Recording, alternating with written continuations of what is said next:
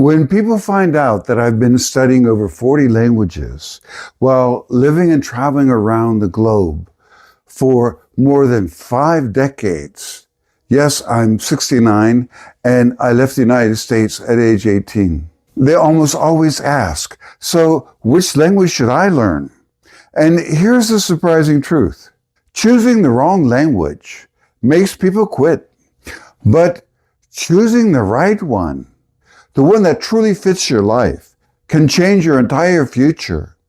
So in this video, I'm going to help you choose the perfect language, not for me, not for your friends, but for you right now. Let's get started. First of all, we have purpose. Why are you learning this language? This is the first and perhaps most important factor. In other words, why are you interested in a particular language? Most learners skip this question, but it determines everything. Ask yourself, am I learning it for travel, for work or business, for study abroad, for romance, for heritage, perhaps the language of your grandparents, for spirituality, the language of a religion you're interested in, for intellectual curiosity, you just love languages and culture. If your purpose is travel, then where you want to go is the most important factor, obviously. If it's a specific country, the choice is usually obvious.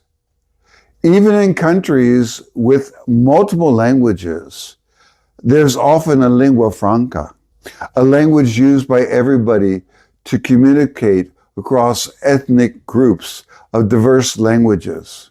For example, in parts of Eastern Africa, that lingua franca would be Swahili, and others it could be a colonial language like French and Portuguese. In Central and South America, Spanish is the main language. However, a big exception is Brazil, where they speak Portuguese. But once you know Spanish, learning Portuguese is not so difficult. In the former Soviet republics, Russian is widely used, though learning the local language can make your experience much richer. For example, now I'm brushing up on my Persian and learning Tajik for an upcoming trip to Iran and Tajikistan. Sure, I could probably get by with just Russian. I've done the same recently again in countries such as Kazakhstan and Kyrgyzstan, Uzbekistan, Georgia, etc. I first went there in the early 80s. But I know learning Tajik will deepen my cultural experience in a way nothing else can. Some travelers try to get by with only English, but in many countries, most people simply cannot carry on an in-depth conversation in English. And even when they can, relying solely on English means missing out on truly knowing the people and their culture at a much deeper level. For work or business, again, it depends on where you'll be working and with whom you'll be interacting. English ability varies widely by social class, education, and exposure. So never assume it will always be sufficient. Also note, the specific field in which you work in determines which vocabulary and phrases you should prioritize early in your studies. For study abroad, the deciding factor is, again, the country and the language of instruction. In my early years, about 50 years ago, I learned Spanish to study in Bogota, French to study in Geneva, Polish to study in Poland, and Japanese and Chinese to study Chinese literature in Japan. Just recently, I met European students doing a semester in China, entirely in English. I told them, don't waste this opportunity. Study and practice Chinese every single day. For heritage learners, the answer is simple. Learn the language of your parents or grandparents. It will connect you instantly to something deeper, your own roots. For spiritual or academic exploration, languages like Sanskrit, Tibetan, classical Chinese, or ancient Greek might be the right path. 2 months ago in Nepal, I met a young guy from the US who was studying Tibetan and Hindi in preparation for 6 months of spiritual study in India, focused on Buddhism and Hinduism. The point is simple. Purpose keeps you going long after motivation fades. So be very clear about why you want to learn a particular language and how you plan to use it. Your purpose will guide not only your choice, but also which vocabulary and expressions you should focus on during the early stages of your learning journey. The next factor is passion. This is the most underestimated factor. Let me say this clearly. Passion beats practicality every single time. For example, if you love K-dramas, you will learn Korean much faster than a language you think that you should learn. If you're obsessed with anime, Japanese won't feel difficult. It'll feel natural. Note that if you do speak like they do in anime, you're going to have big problems. So it's just a start in learning Japanese. Because the way they speak in anime is usually very impolite in normal Japanese society. If you love Turkish food, Turkish culture, Turkish TV series, Turkish music, you will learn Turkish 3 times faster than something that doesn't excite you. Follow the energy. Some of the languages I learned purely out of passion include Brazilian Portuguese, for the music, for the literature, and for the culture, and of course traveling the country and getting to know the people. Chinese, also for its music, culture, and literature, as well as its historic ties to the region. Note that I studied Chinese literature in graduate school here in Japan back in the early 80s.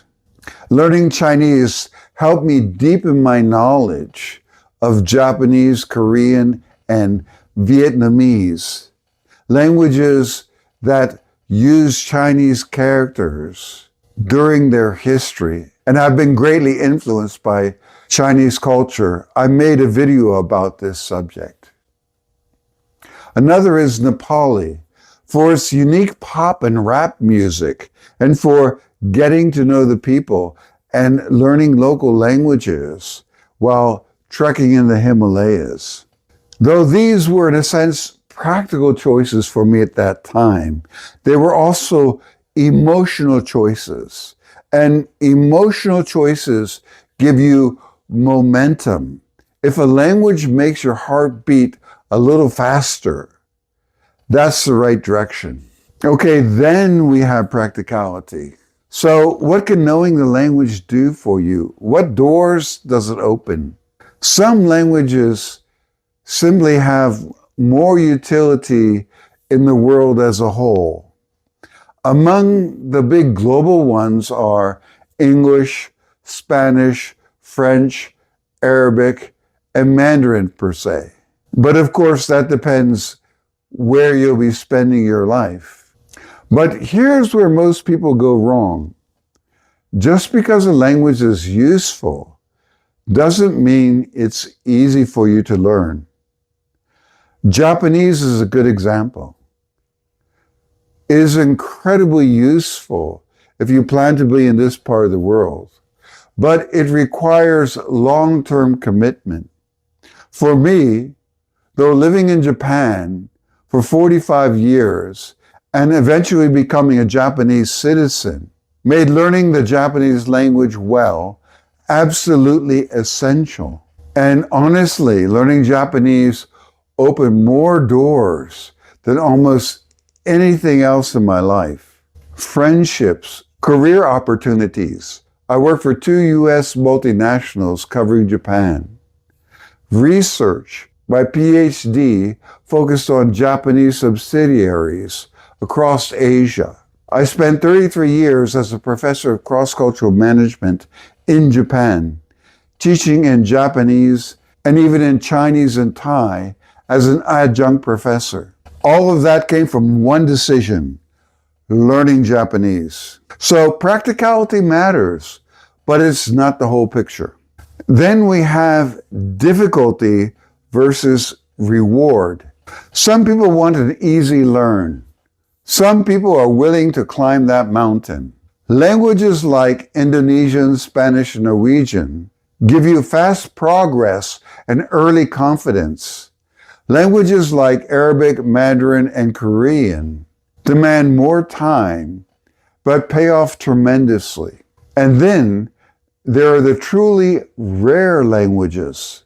When I was filming in the mountains of Pakistan, documenting Balti, Shina, Wahi, Budashasky, I realized something. The hardest languages I've ever learned weren't Mandarin or Arabic or even Japanese. They were the ones with no textbooks, no apps, no grammar descriptions. The ones you learn directly from the villagers, elders, people in remote valleys. So difficulty is not just linguistic. It can be logistical, cultural, or resource-based. So ask yourself, do you want something accessible or do you want an adventure? Neither answer is wrong. And then next we have identity and emotional connection, the most important factor of all. This is where language learning becomes personal, even transformative. Every language carries a worldview. Japanese shaped by identity, its calm politeness, its indirectness, its harmony-oriented way of thinking. Italian feels expressive and musical. Brazilian Portuguese makes me feel full of energy. Thai has many expressions with the word jai, heart, a truly emotional language.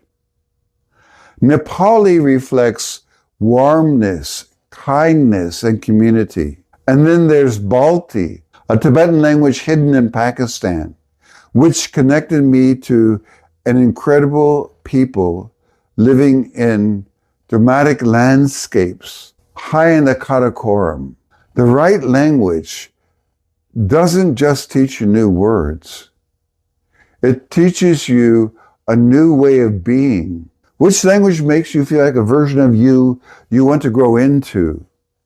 That answer is worth listening to. Okay, so we get down finally to the decision matrix. Choose your language in 60 seconds. Here's a way to help you choose. For each language, rate each factor 1 to 5. Purpose, passion, practicality, difficulty tolerance, identity connection. Whichever language scores the highest, that is the one to start with. Not the easiest, not the one influencers recommend, not the one people say is useful. The language that aligns with your life. So after 50 years of learning languages, here's what I've realized. You don't choose a language, actually. A language chooses you. It chooses you through your passions, your relationships, your travels, your dreams. It chooses you through the people you meet.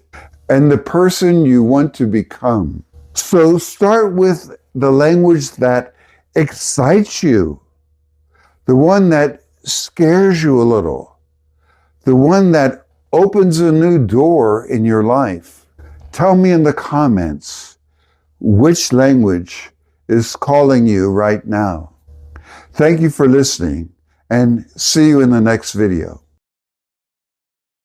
If you would like to know more about my experience over the past 5 decades, learning and using more than 30 languages around the globe, with adventures in 101 countries so far, then please visit my website, polyglotdreams.com. There you will find my memoir, A Life in 30 Languages, translated in various languages and integrated with audio and dual readers to offer a great way to improve your target languages.